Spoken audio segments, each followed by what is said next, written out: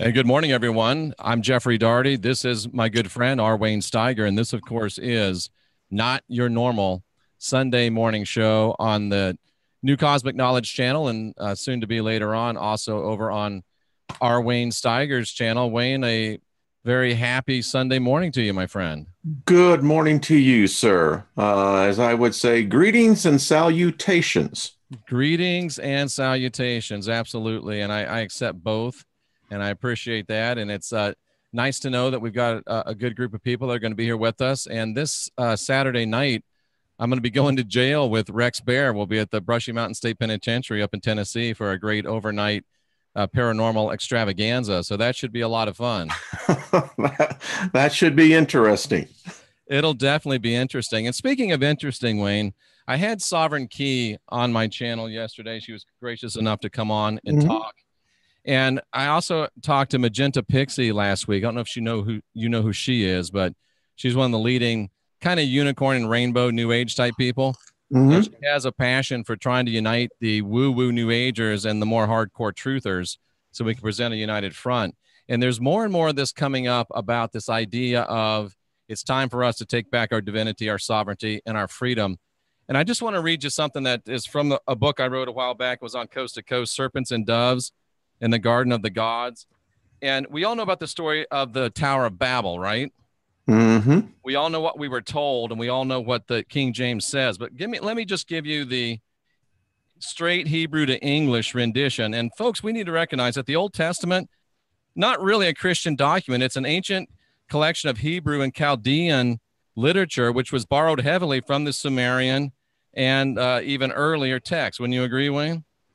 You see my whiteboard behind me? Yeah.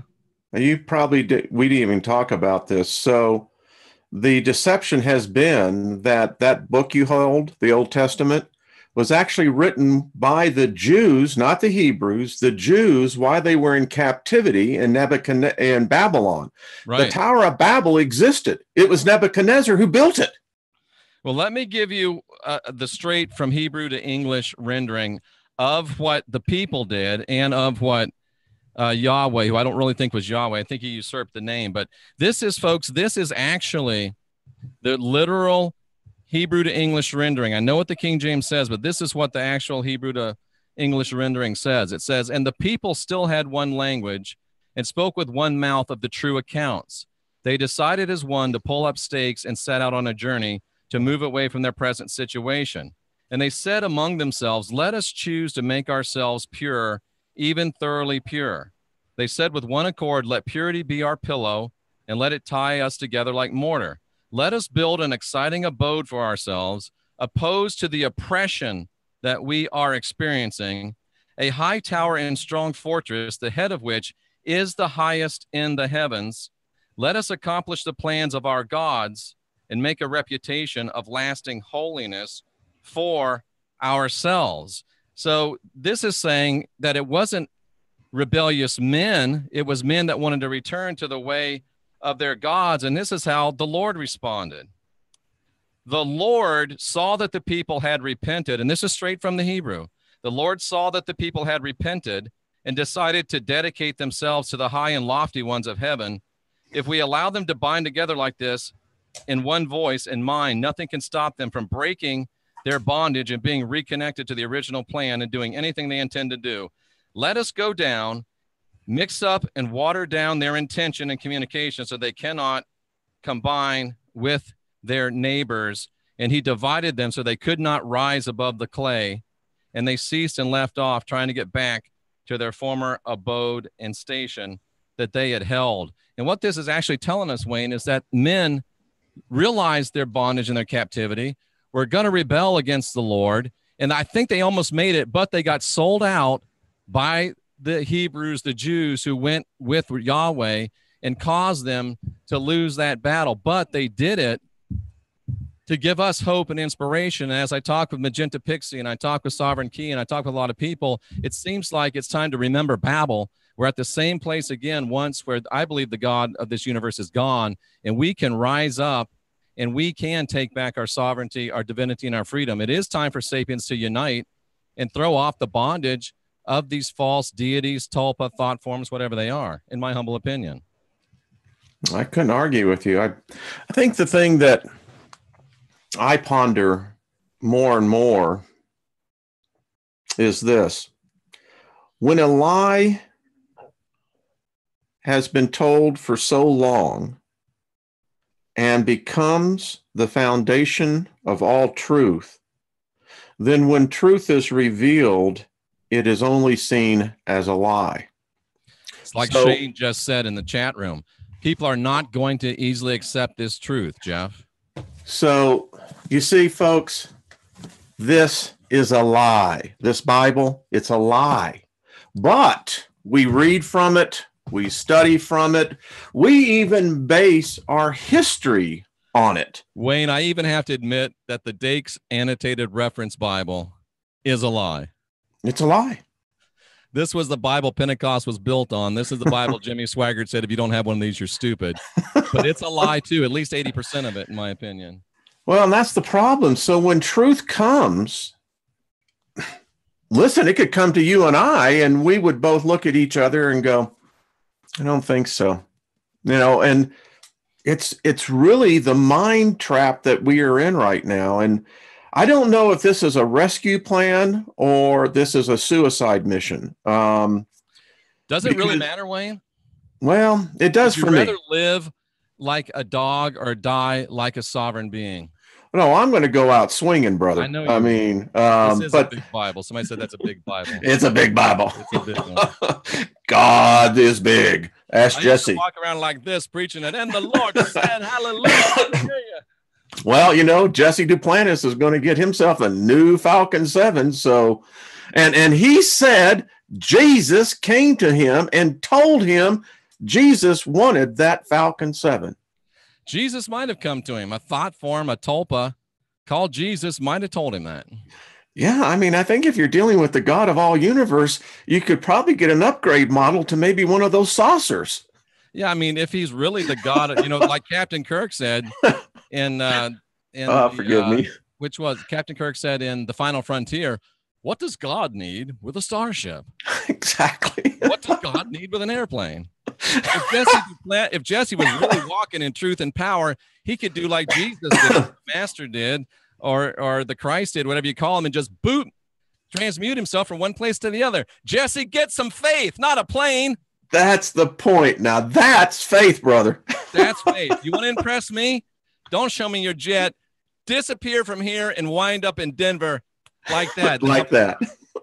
I think that, you know, but it gets back to this whole thing. I wrote this down this morning in my meditation. That I believe that we have all been, our species has been immersed into a lie. And as I continue to ponder this, Jeff, with this thing called the information age, right, what it has done is that, thank you, I just got the perfect metaphor. When a man has been in the desert and for 2-3 days, no water, and you suddenly bring him up to a fire hydrant, but you tell him the only way that he can get the water is he's going to have to drink from the fire hydrant. Impossible to do. So what does the man do? He's either going to die of thirst with all the water he could ever use right next to him, or he's going to have to rethink how he approaches it. I've drank out of a lot of hoses that were coming out real hard. You just got to kind of put your hand on it and let it. That's the point. You have to divert it. You have to divert it and allow it to come in at a slower stream. But I think what's happened to our species, Jeff, as watching your interview with Sovereign, is the fact that we're at a point now, and I think Magenta Pixie would agree with this as well, is that the information is just flooding in and it's overwhelming us. And you know what, Wayne, you said it's the information age, and what we're getting from non-sacred sources really is the disinformation age. And that comes with it. Disinformation and so much misinformation that it becomes hard for us through this cacophony to hear the truth and the downloads and the inspiration that's coming from, you know, off-world sources and from higher self sources and from divine sources. So we've really got to become masters of being able to sift through the cacophony, sift through the noise, and hear the still small voice of the spirit. And I can't think of any better way to do that than through meditation. And I mean, Sandra has me up to now 30 minutes a day, and it does definitely make a profound difference in your life. Yeah, I just wish everyone else quit that. You ever do a ride along with cop? I did do a ride along with a cop. Yep. Well, anyone can do it. You just have to make a request. You ought to do it because I got to tell you, Jeff, we're in a cocoon in this reality that you and I have, everyone else joining, which we call our community. Right. Outside our cocoon, the world is on the brink. There is so much anger. It's my concern is that this cacophony of the 7.5 billion people is now reaching at a level that our species was never intended to handle or to be immersed in. That's an interesting point. I think the effect upon us is this. We are the opposition. We're the opposing flow of this energy. And it's much like Mauna Loa in Hawaii, that the pressure has to go somewhere. Now, it does. Yeah. I hope that we can get the Sapien Summit kicked off in 2019, because if what I have been given is foundation, let me show you something, Jeff. Allow me to go I think I'm going to show you something that's going to be very interesting. That, I love serendipity, my friend. We've got it in spades. How would you define serendipity, Wayne? I find that as a conversion of thought and intent meeting the same along the same conduit. Okay. That's how I would define it. So here is a little website. You can see it's Daigle.com. Here you have the 209 countries listed below.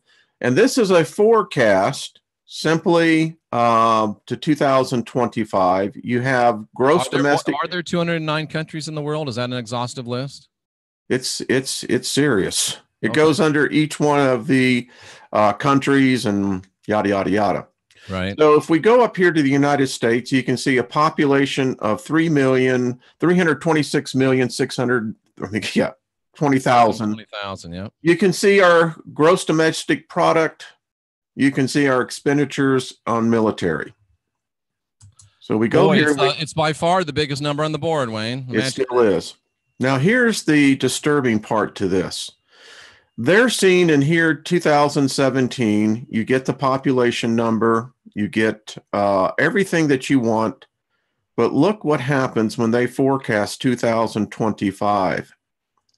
There is a decrease in the world population, and in the United States, a depopulation of 100 million people. So how many million people are in the U.S. right now again? 326 million. So they're saying that 226 million aren't going to be here. Well, no, they say it's going to be reduced by 100 million. Oh, reduced by 100 million. Okay. So do you think that's all the people that are going in the rapture, Wayne? No, they're predicting worldwide a collapse of nearly 6 billion people, and it comes basically in waves. As you can see here, you can actually see what we own in assets. We have on the F-15 Eagles, 200 and 408 respectively, the 15D, 3061. You can just go down the list. You can see what our military assets are. So are we just basically, what I'm trying to get to the point to this, and I'll go back here, and I can do the same thing on China. China actually prospers, believe it or not. I wonder what they're basing their No, excuse me. on. Their population is decreased. Yeah. I wonder what they base their projections on. They use some sort of, this guy is with the former Secretary of Defense associated with the office, DOD. And they have just gone through here. And as you can see, there's a lot that they don't know. Right. China's not Yeah. exactly forthcoming with their military information. And, you know, Sovereign Key said something very interesting yesterday, or someone in the chat room said that, you know, we kind of came to an agreement.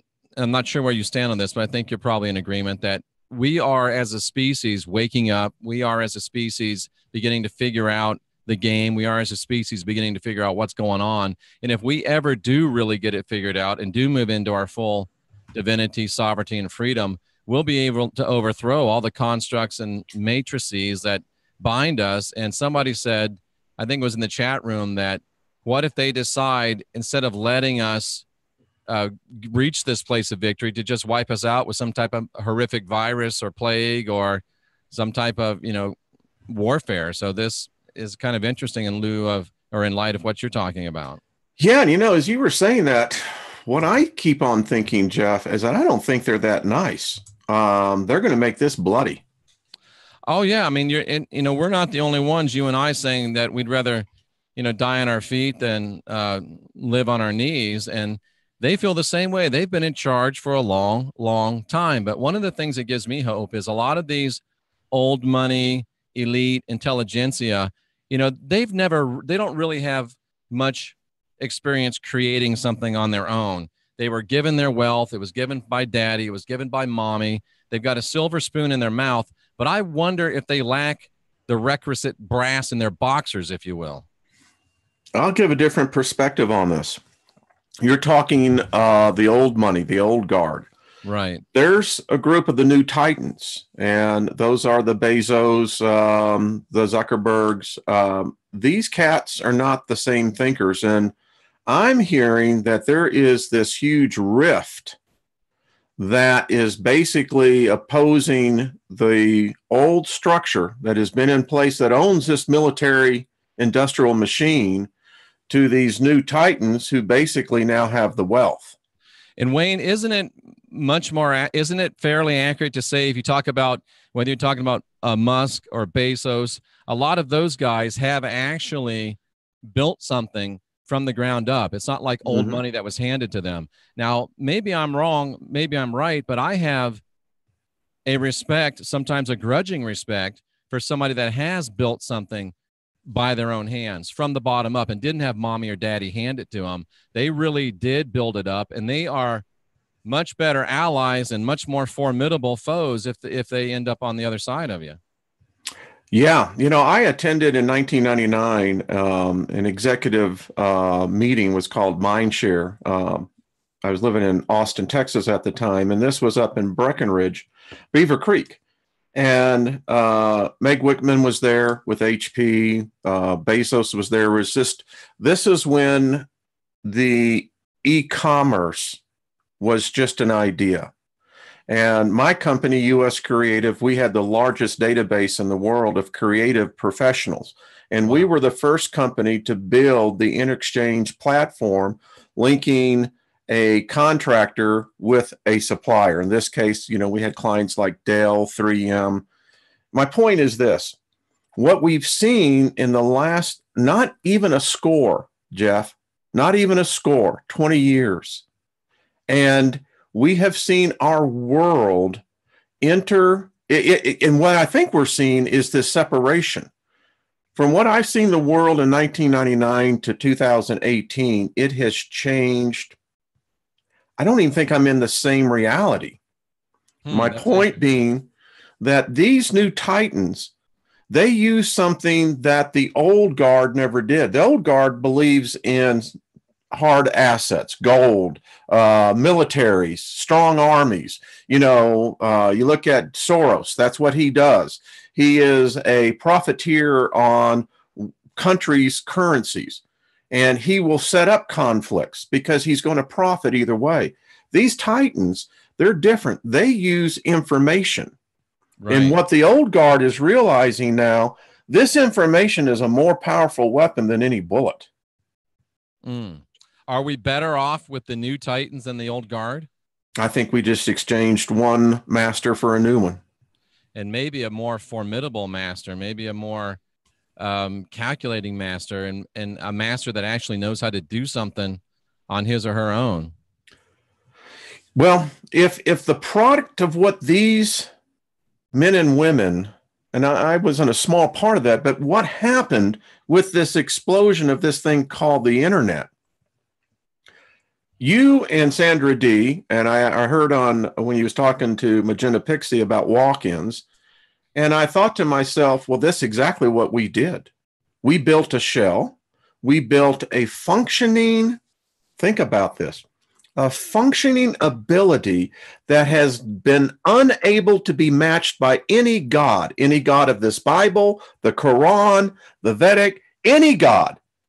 What we built, and someone stepped in, is that we built the Holy Grail for them.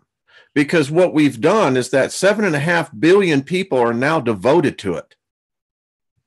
That is power. That is power. You know, I almost wonder, I just wrote this down.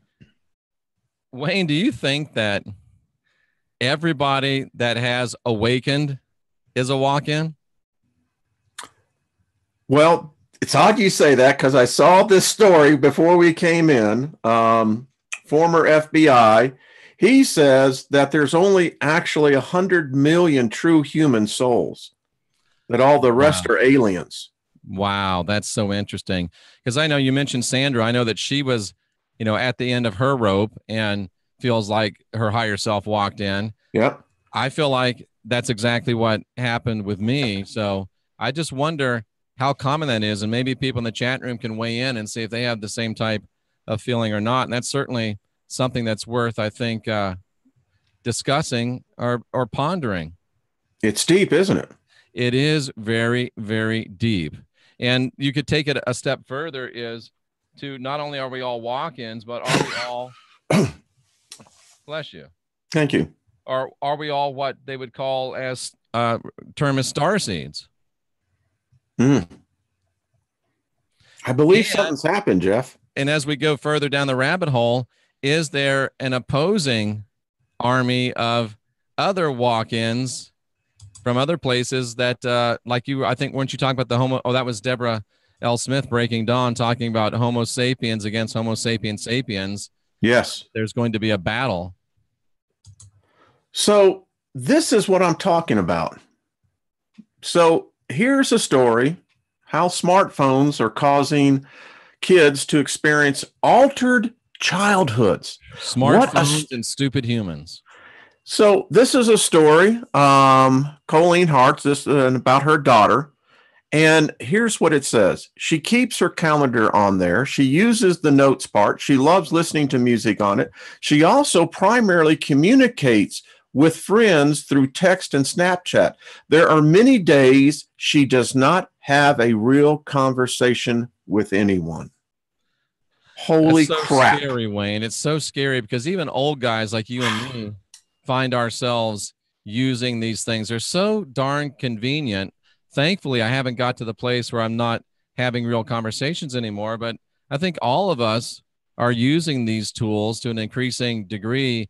And I'm not so certain that it's bad just to read, or just to use the tools, but we certainly need to keep ourselves from overusing the tools and start to get to where we're used by the tool and not us using it. I agree with you. But how do we convince now 1 billion people under the age, this is scary, folks, under the age of 19? 1 billion people. 1 billion in our population. Now, this is an influx of something that's happening. And the fact that they're wired into this immediately, Jeff, there's no escape for them.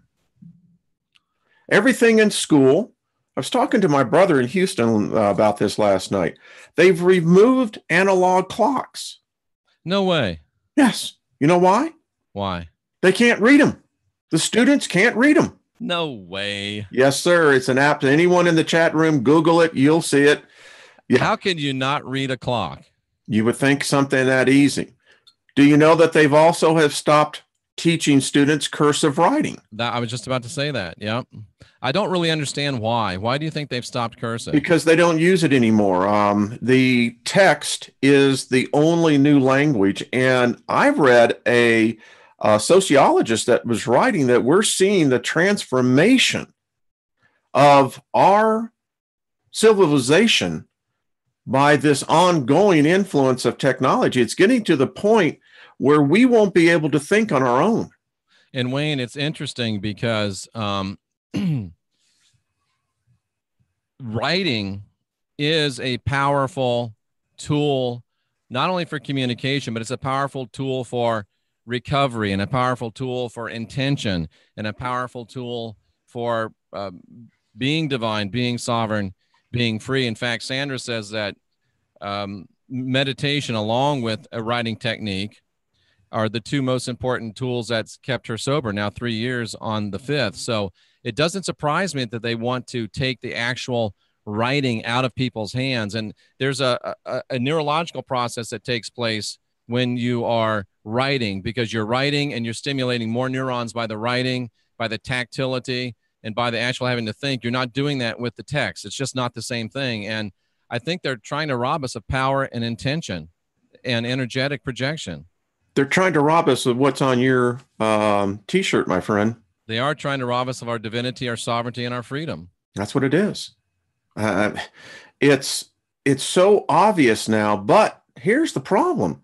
You and I and the hundreds and thousands that will be seeing this program, we are like the ones, we're the outsiders looking in. I mean, Gary says that when you write, your body remembers what you created. I don't think it does when you text. That is really good.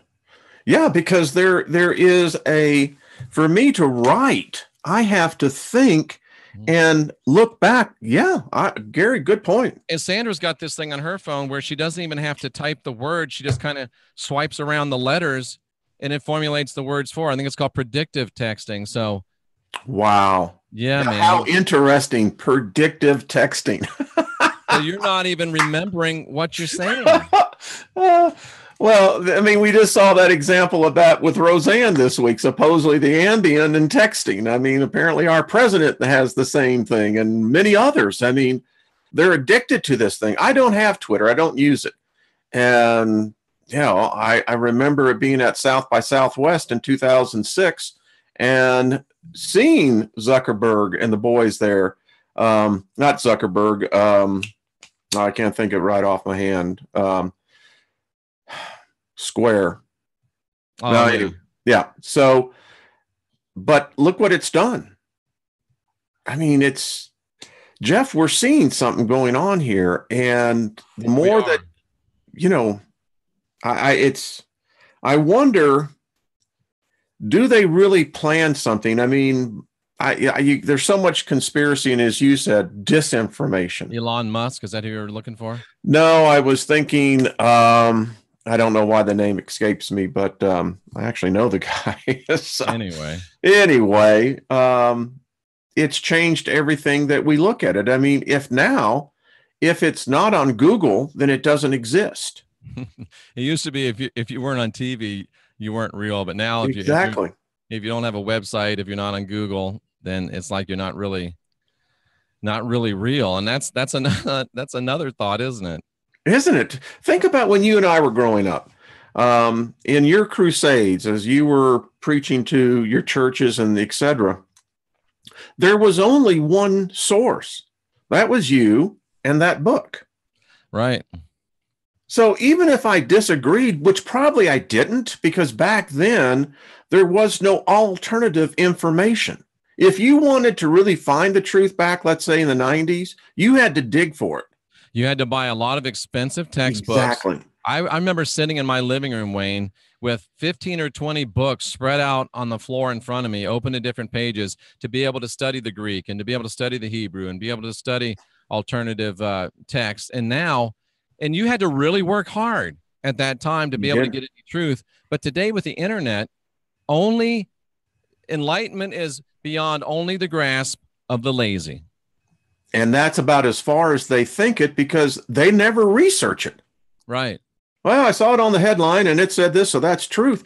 You know, I was thinking that I said this on my radio show Thursday night, that the measure of wealth at one time was, did your family own a set of Britannica encyclopedias? Yeah, I remember those. I mean, you'd walk into someone's house and you'd see the encyclopedia. And the thing about it was that information, Jeff, stood as gospel truth for years. It did.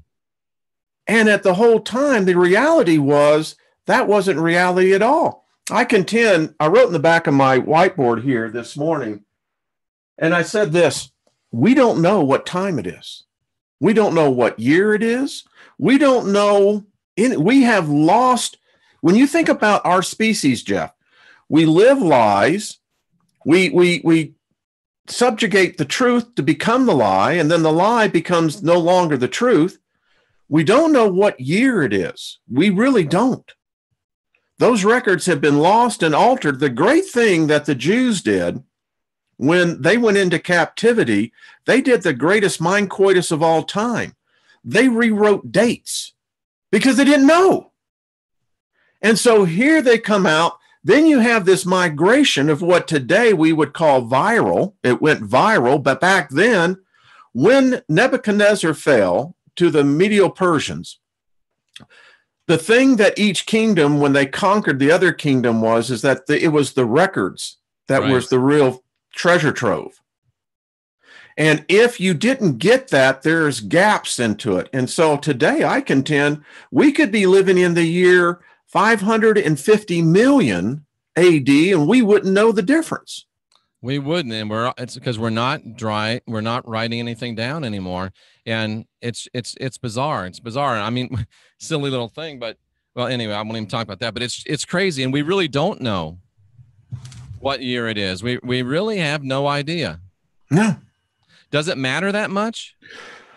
Well, I think when you have populations that are divided on theology, and particularly where religion comes in, because I will be the first to admit, I can remember studying history in school, but as far as ancient history was concerned, it was the Old Testament for me.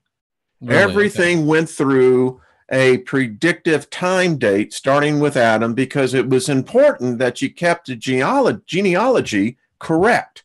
Right. Because otherwise, the birth of whoever it was the birth of would not then make sense. And so I grew up. Usher's chronology? I think it is. Yeah. 28 generations, right? And then 28, and they got the numbers. Of course, Wayne, it was a great preaching to say, I know the Bible says there's 28 generations, but really there's 29, because you go to Paul and say, we are a chosen generation. You go crazy. Excuse me. I'm thinking of the story that came out with Joel Osteen. Their budget is $90 million. That's not a church. That's a corporation. Jimmy's budget was $100 million a year before he started hanging around with the hookers in New Orleans. Well, all I can say is baseball's been very good to me. Baseball been very, very good to me. Because the way I look at this, in which I understand now because of the Mandela effect, it's been changed. But see, I remember on I Love Lucy when Ricky would walk through the door and go, Lucy, you got some explaining to do. And she never said it. I remember that. And, let me ask this about Joel Osteen. Have you ever met Joel? Yes, I knew his father, John, very well. I preached for his father. I guess I met Joel, but I didn't really know Joel.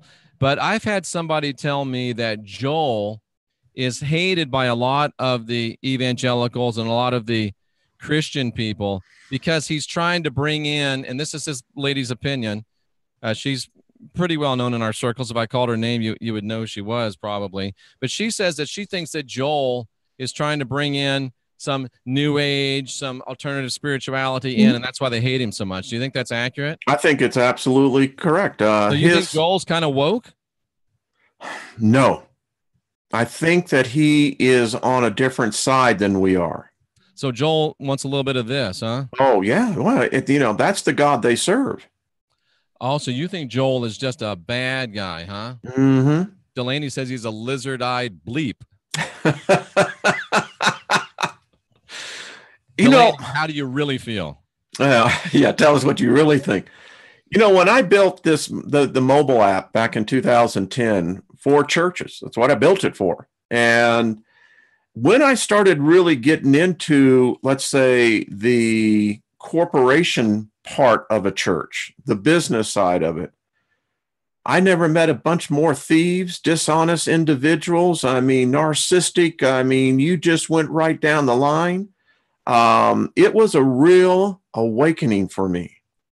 Because Diane says that she thinks there's something very dark going on in Joel's Stadium Church.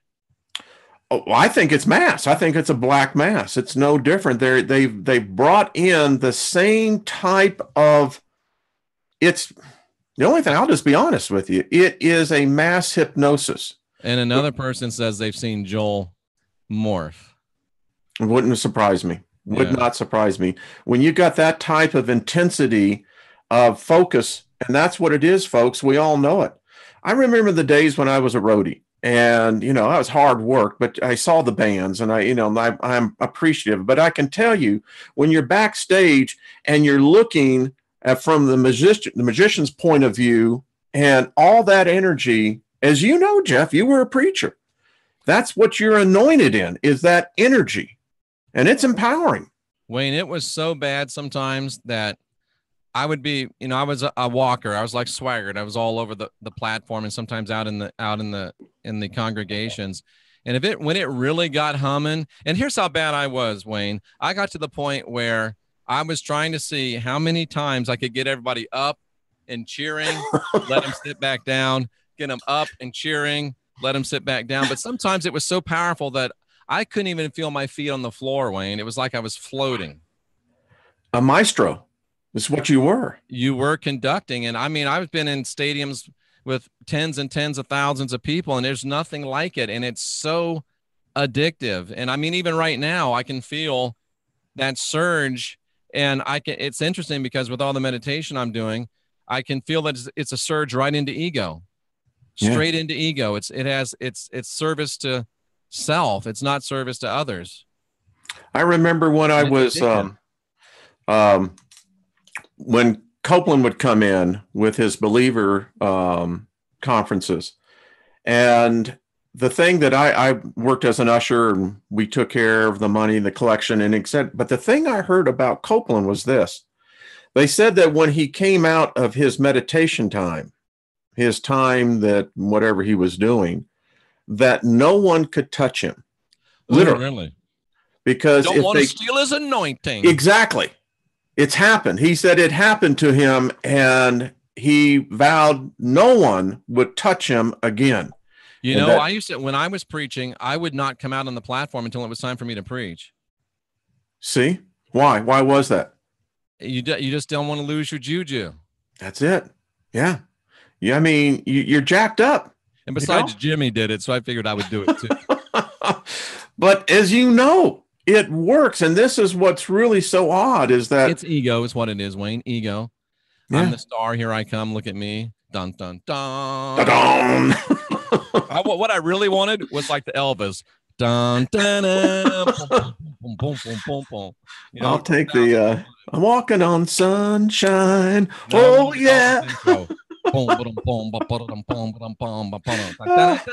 have been great. There we go. Never had the guts to do it, but that would have been great. Well, I think it would be a great entrance, but that's what's happened. And that's why that is such a strong power. But I learned from it. And when I learned what was really taking place, I said, you know what? I don't want anything part of this anymore. If this is what God is, if this is the path to God, I don't want a party. I don't want him. I don't want this path. I don't want anything to do with it because this is a con. And as Catherine says, thankfully, Elvis has left the building. Thank you and good night. Yes. Although I do have to say, as you know, anyone's taken the tour of Graceland, the Jungle Room is quite the place to really stand. Wayne, you don't even know the half of it. My buddy was great friends with Charlie Hodge, who was Elvis's best friend, and we've been through the whole house, behind the scenes, in the bathroom where he died, and it's the stuff in that house. He would just shake your head, and you think, okay, it's Elvis. I believe it. The man had no taste. The man, I mean, it's just the opulence of wealth and what you can do, but you know, it's just an amazing place. And I will say this, yeah, Elvis was reading some deep stuff when he died. I think Elvis was haunting Graceland, but I was there this last Elvis week, and I believe he's moved on. He's not there anymore. Yeah, I think a lot of them have moved on. That tells me something's happening in the ether realm. Yeah. I don't want to call it the spirit. Like Graceland. I must have bad taste too. I guess it's a Southern thing. I don't know. I listen, I love the song, "We Can't Go On Together with Suspicious Minds." That, where he wrote that right there, that to me was always one of those wow moments, you know, because that song really always spoke to me. But I think that, and it's just me, but I think that there is something happening, and I wish I could nail it down, Jeff, but I can't. Not yet, at least. So, Wayne, what do you think this thing is that everybody talks about, the event? Is that just a hijacked rapture type theology? Or I think it is. I don't understand it. It's ambiguous and convoluted when I try to find out what they're talking about. Yeah, Shane, I think that Elvis had some certain things to do. I'd like to believe that I had some small part in releasing him. We did some things. I think I got a message from him, and I think that's the reason why he left. I hope so, because to be trapped into a memory of a life, that's hell. It is. It's like the woman in China that they interviewed, 114 years old. And you know what she said? What'd she say? She said, long life is a curse. Wow, really? Mm-hmm. Well, I don't know. I mean, that's one curse that I hope I'm struck with, I think, at this point, because I got some stuff to do, Wayne, and I need some time to do it. Well, I think when you read what she said she knows no one in the world. And I think that is truly the reality is that, imagine you now have this path that you're on with Sandra, and y'all are going down to it. There's hope. There is a bright future of working. Right. But at some point in time, that departure of that vessel will happen. It will. And I think that, and here we go again, but I really believe that the universe is trying to bring together as many twin flame relationships as it can, not to give people a good boyfriend or a good girlfriend and, have, cooties and all that stuff, but because I believe it is the most powerful creative coupling. I think it's a male Elohim, a female Elohim coming together to be a full Elohim. And we need more than ever powerful, spiritually creative individuals now more than ever. And I just hope that people will open their minds up and open themselves to the possibility of moving into some twin flame spirituality. And Strange Bean said something very powerful. And this mirrors my life. She used to love Elvis. And then she found, when he died, 42 years old, on the toilet, her childhood changed. Yeah, it did. The thing that I meditate on a lot of times when I'm just, I get into these places now where I just lose where I'm at. I know where I'm at. It's just my thoughts are somewhere else. And I've been getting the impression more and more, Jeff, here of late. And I don't know if it's just a residual from the days when I was so indoctrinated, but I say that there are truths embedded within. In 2 Peter, and I think it was the second chapter, I believe, he wrote in there that this Elohim, or God, we'll just use God as a generic term for the divine being, is going to roll up this universe. It will be consumed and a new one will be unfolded. I wonder if taking elements from that is that if there is yet a new universe being prepared for those who have figured it out. It's not wealth.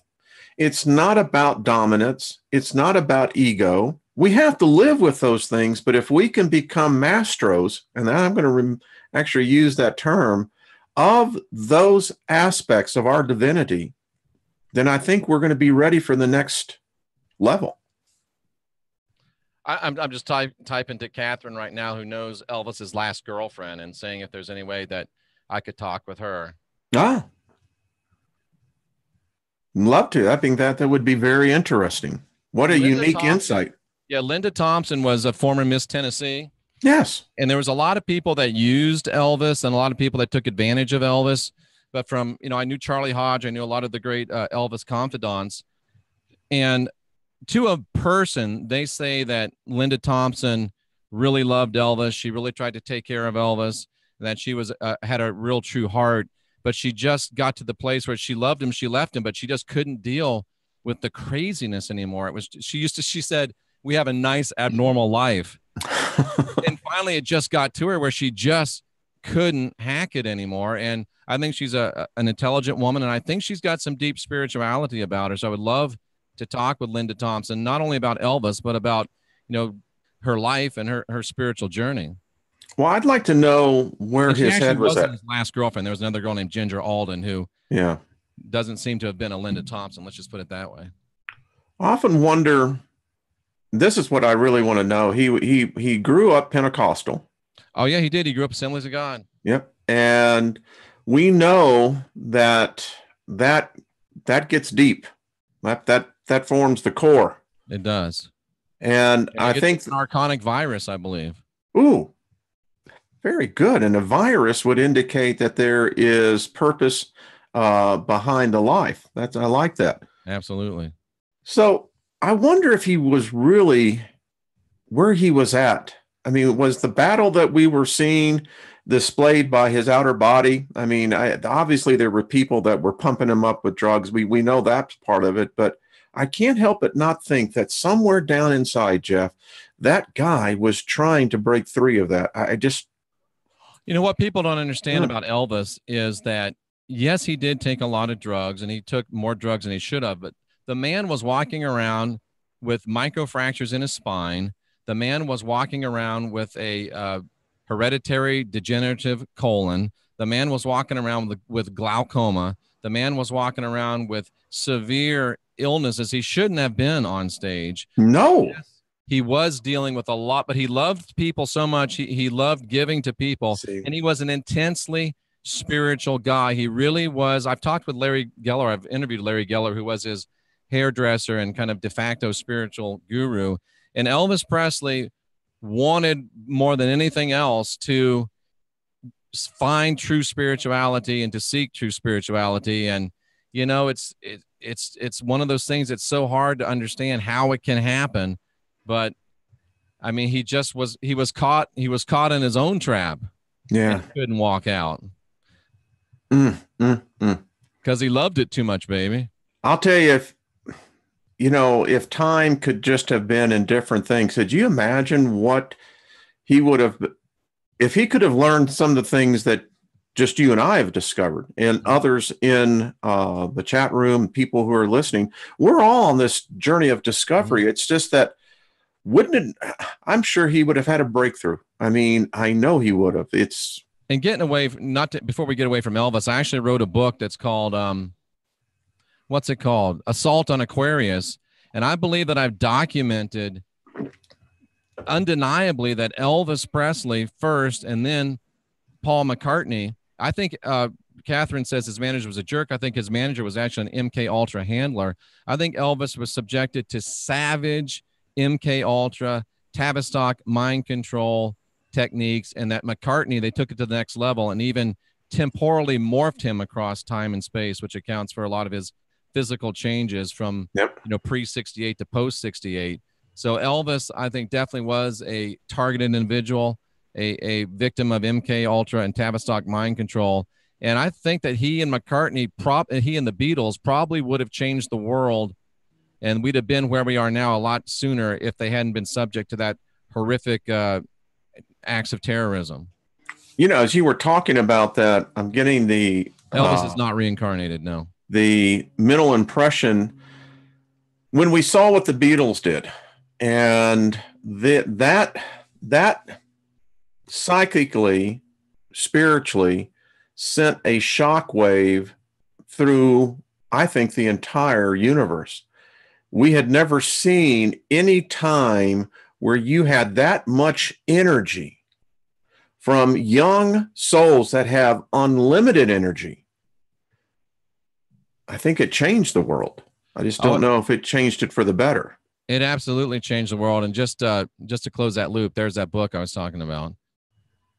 Ah, yes. That's on my website. But anyway. Excellent. Yeah, it was fascinating. It really was. And, you know, it's sad that, to see people with great potential be, grounded like that.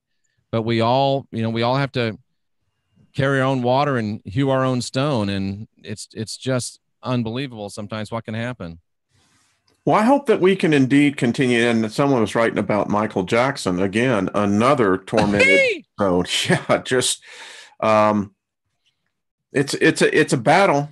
I keep telling people, sometimes they criticize me for, having this rebel approach. I love people. I love my species, but I also know this, that leadership requires someone to step up and put the big boy's pants on. Yep. And I believe that Elvis and both Michael Jackson and Elvis were not devil worshipers. They didn't sell their souls. And maybe that's why they suffered such horrific bondage, because they wouldn't play the game.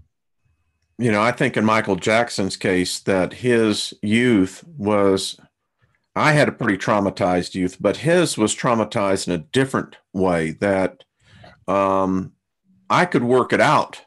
Yep. He couldn't. I've played peekaboo with Michael Jackson, believe it or not.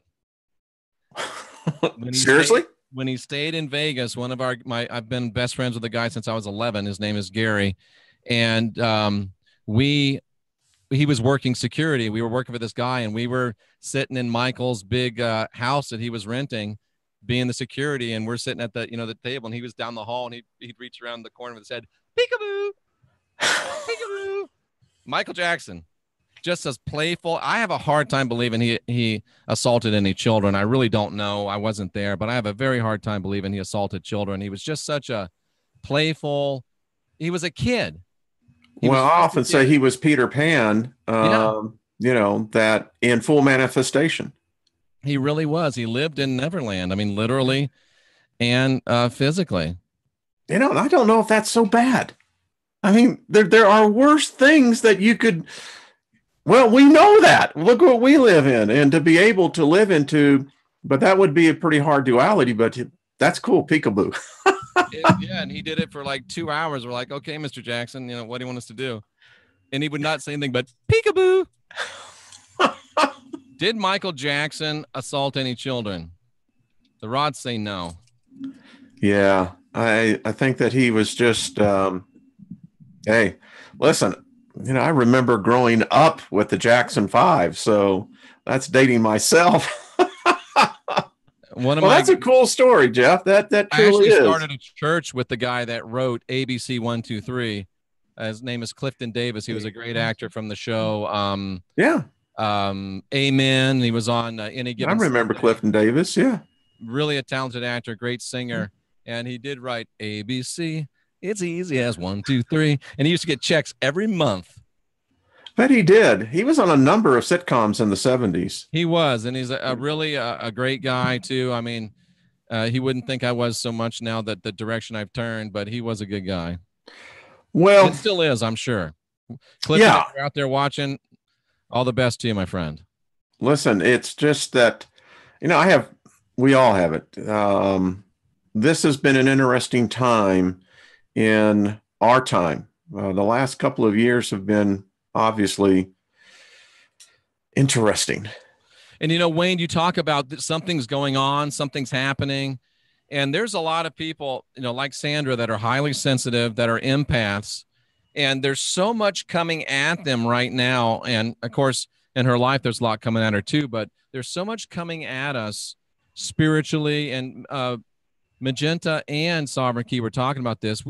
I think it was Sovereign Key that said there's about 1,000 years of work that has to be done in like 7 years. So there's so much coming at us that sometimes, people that are empaths and highly sensitive persons, they literally just have to check out for like a day, not say anything to nobody, just lay in the bed and take it easy. So if you're feeling that, don't feel like, don't let that cause guilt. If you are a highly sensitive person, if you are an empath, realize there's so much data and so much power and so much spirit coming your way. Be able, be good to yourself. That's what I'm trying to say. People like me and Wayne, we just goes right on by. We don't care, but we know there are other people like us that do. Yeah. And I can tell you of late, I don't hear, the buzz anymore. I sleep much more soundly. Yeah. It's just weird. It's like, I'm getting download after download after download. Oh. It's just exploding. I didn't know what it was until I talked to Magenta Pixie. Now I'm like, am I hearing from the great divine winged council of 9? Is this a download? What is this? So I'm just going to get one pile. I am a prolific post-em note writer. I mean, they're everywhere. By the thousands. And I write these thoughts down because that's the only way you can handle it. I had a great guest on my show Friday night, Hawk, and it's quite amazing what she has been able to capture. I believe that there are the sentient life forms, Jeff, that have been here that are now understanding that some of us, but the empaths particularly, and I think that they're seeing that there's others of us that have reached a sensitivity that we won't be a threat to them, but they're now seeing us. In fact, it's something that you said. We have to begin to find allies. We do. If we don't find allies on the other side and begin to reach out and form a way of communication, Jeff, we used to pray in tongues all the time, and that was said that was the language of the angels. Well, if that is a connection to something, I can still do it. So obviously, I think it's the fallen angels myself. Yeah. Virus. Then the question is, we got to figure out and make these connecting points, bond them together, Jeff, and start communicating. What do we do? How do you communicate with an ally when you don't even understand the ally? You got to do some work and understand them. And another thing that you empaths and highly sensitive people can do is take yourself a salt bath, at least on a weekly basis. Oh, and the reason for that would be? Purification. Purification. Interesting. That is worthy of a complete show just dealing on purification. It is. And I'll get Sandra. We'll do that on Serpent and Dove. I think that's a great topic. In upcoming days. Because let me just show you something real quick, Wayne. Just sure. a shameless plug here, if you will. Well, that's why it's our show. Yeah, it's a little bit of a shameless plug, but at any rate, this is, Sandra and I are moving into our work in a much more, powerful and direct way. So this is our new website, Serpent and Dove. If you want to do work with us, just come on in here, take a look at what we do. We do work solely on a donation basis. So this is a new site. And I also wanted to make you aware real quickly of Sandra is, growing and developing her work too. So let me just do this real quickly. If we look at Sandra's YouTube super fast, those of you that are trying to get a hold of her, there's a whole lot more of you that are doing so. The best way to do it is to do this. Go to Sandra D's YouTube channel, which, you know what it is. While you're there, subscribe, number one. And number two, if you want to contact her, the best thing to do is to click right here on her website link, and that'll take you to her new website, Raw Reflections, Portal of Progression, and you can contact her straight through there. Thanks for allowing me to do that, Wayne. No, I think this is what it's all about. We got a lot of people in our community that I love this. This is a growth that you can actually watch before our very eyes, and it's been quite amazing. Way to go. Oh, I'm convinced that, and it's not just because, she's the love of my life and my partner in life and work, but I'm convinced, Wayne, that she's one of the great up and coming spiritual powerhouses for the new era. I really believe that. I think you're right. Speaking of which, this is what I think we can do in this community that continues to grow. There is remarkable talent out there. And this is going to be a big job. It's going to take a lot of hands working. You know, I often thought the great Coke commercial back in the 70s of everyone joining hands across the world. All right, I'd like to buy the world of Coke. Well, yeah, but this one, I'd like to live in harmony. Peace and harmony. There you go. And, if we could capture that same, it was a magic. I was talking to someone last week. I said, in my book I'm writing, Jeff, what are you going to ask a question? Are there many immortals who are allies with us? The rods say yes. Yes, we need that. Listen, part of this Sapien Summit, and I'll be, talking with Sovereign as well. And you can see, I love her energy. I love her direction and her knowledge on that. There's Lisa Barnett with the Akashic Record, that this Sapien Summit may be an opportunity that where we could make connection.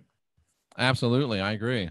Do it outside of the government. Do it outside of these structures. Maybe there'll be those who will come and we could actually say we're the ones who really do represent sapiens. We are.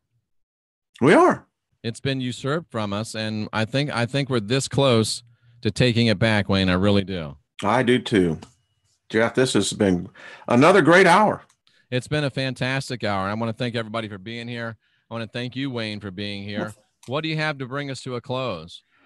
Well, I think we all need to be meditating in this balance. If a lie has been told for so long that it becomes truth, then when the truth is shown to us, we reject it. I think that's the one thing we need to be cautious of, Jeff.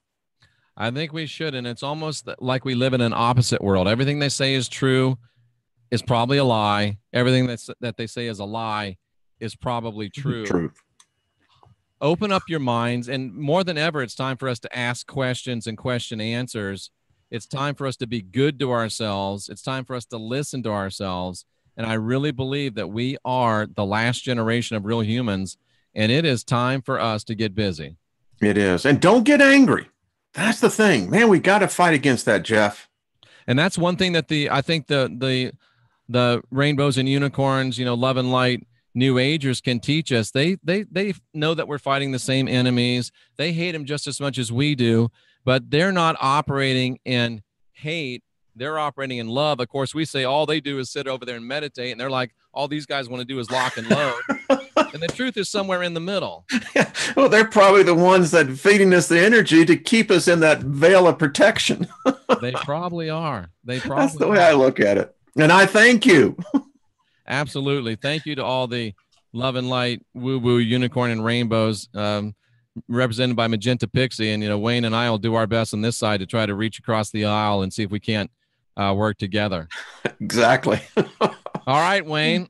Thank you, Glad to sir. have you with us again this week. Glad to have the great chat room with us. And until next week, you'll be the first one I talk to after the night at. Yeah. Oh, that'd be great. Oh, that'd be a good show. And maybe Rex will still be around. I don't know. Maybe we can bring him on. All right. Tell him I'll buy him some pancakes.